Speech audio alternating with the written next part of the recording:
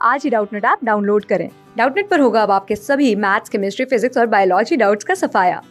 बस अपने क्वेश्चन की फोटो खींचो, उसे क्रॉप करो और तुरंत वीडियो सोल्यूशन पाओ।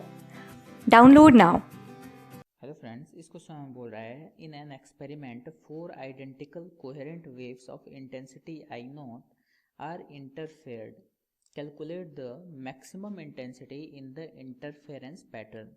देखिए गाइस, यहाँ पे क्वेश्चन में बोल रहा है कि चार सोर्सेज जो हैं, चार अलग अलग सोर्सेज हैं जहाँ से वेव जो है वो किसी एक जगह पे सुपरपोज हुई, ठीक है, इंटरफेरेंस हुआ उनका, और जो मैक्सिमम इंटेंसिटी है वो हमें फाइंड करना है। और सबकी अलग अलग इंटेंसिटी जो है वो हमें I naught and I naught दे रखी है, ठीक है। तो ये चारों अगर सुपरपोज होती हैं, इंटरफेरेंस कहीं शो करती हैं, तो फिर उस पॉइंट पे मैक्सिमम इंटेंसिटी कितना होगा ये हमें बताना है, ठीक है। तो देखिएगा, सबसे पहले यहाँ पे एक इन जनरल वेव की बात कर लेते हैं। मान लेते हैं कि कोई भी वेव है अगर ट्रेवल कर रही है, ठीक है, कोई भी वेव अगर ट्रेवल कर रही है और उसका कोई एम्पलीट्यूड ए है, ठीक है, तो इंटेंसिटी जो होता है आई वो directly proportional to A square होता है, ठीक है।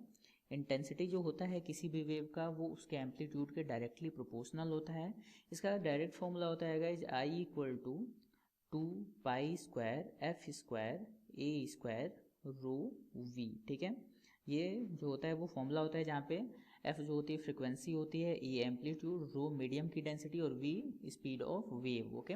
तो यहाँ पे सारी चीज़ें जो होती है कांस्टेंट होती है। किसी एक मीडियम की अगर बात करें तो फ्रिक्वेंसी जो होती है सोर्स की प्रॉपर्टी कांस्टेंट है, ओके। और सारी चीज़ें जो है रो और वी भी कांस्टेंट होती है। एम्पलीट्यूड पे डिपेंड करता है इंटेंसिटी, ठीक है। तो I directly proportional to A square, okay. अब देखिए, अगर इसका एम्पलीट्यूड जो है वो ए है, इसका अगर एम्पलीट्यूड ए है, तो बाकी सारी वेव जो हैं, अगर हमने मान लिया कि जो भी हमने वेव कंसिडर करा उसका एम्पलीट्यूड जो है वो ए है, ठीक है, इसका एम्पलीट्यूड हमने मान लिया ए है, तो इन सबका एम्पलीट्यूड जो है वो ए होगा, ओके। क्योंकि वेव जो है वो आइडेंटिकल है, यहाँ पे आइडेंटिकल कोहेरेंट वेव्स दिया हुआ है, ओके। तो यहाँ पे सबकी ही जो एम्पलीट्यूड है वो ए है, ओके गाइज। अब सुपरपोजिशन थ्योरम क्या कहता है कि किसी भी पॉइंट पे जब वेव्स जो है वो सुपरपोज करती हैं तो जो नेट डिस्प्लेसमेंट होता है उन वेव्स की वजह से, नेट डिस्प्लेसमेंट यानी कह सकते हैं डेल्टा एक्स नेट, ठीक है। नेट डिस्प्लेसमेंट जो होता है उन वेव्स की वजह से उनके इंडिविजुअल डिस्प्लेसमेंट के सम के बराबर होता है, ठीक है। इसका मतलब x1 plus x2 plus x3 plus x4, okay, इसके बराबर होता है नेट डिस्प्लेसमेंट, ओके। ये चार यहाँ पे हैं, तो नेट डिस्प्लेसमेंट जो है वो, अब देखिए, नेट डिस्प्लेसमेंट मैक्सिमम कब होगा? जब चारों जो है वो सेम डायरेक्शन में अगर चलेंगी, दोनों चारों जो है वो सेम फेज में होंगी, चारों एक ही तरफ जा रही होंगी, ऐसे इस सिचुएशन में उस समय हमें मैक्सिमम डिस्प्लेसमेंट मिलेगा। ऐसा नहीं कि एक इधर जा रहा है, एक इधर जा रहा है, एक इधर एक इधर, ये नहीं गाइस। इस सिचुएशन में हमें मैक्सिमम डिस्प्लेसमेंट मिलेगा, ओके। इसका मतलब कि हमें मैक्सिमम डिस्प्लेसमेंट तब मिलेगा जब चारों एक साथ जो है वो मैक्सिमा पे होंगे, ठीक है, मैक्सिमा पे। इसका मतलब कि मैक्सिमम डिस्प्लेसमेंट, या फिर कह सकते हैं कि रिजल्टेंट एम्पलीट्यूड, ठीक है, ए नेट कह देते हैं इसको। रिजल्टेंट एम्पलीट्यूड क्या होगा? इन चारों के सम के बराबर होगा, क्योंकि ये चारों जो है वो एक ही फेज में होंगी, तभी हमें मैक्सिमम इंटेंसिटी या फिर मैक्सिमम डिस्प्लेसमेंट मिलेगा, ओके। तो यहाँ पे ए नेट की जो वैल्यू होगी वो इन चारों के सम के बराबर यानी 4a के बराबर हो जाएगा, क्योंकि चारों का ही एम्पलीट्यूड हमने ए माना है, ओके। अब ए नेट जो है वो 4a के बराबर हो गया, और हमने बात किया गाइज अभी कि इंटेंसिटी आई जो है, इंटेंसिटी जो आई है वो directly proportional to A square है, ओके।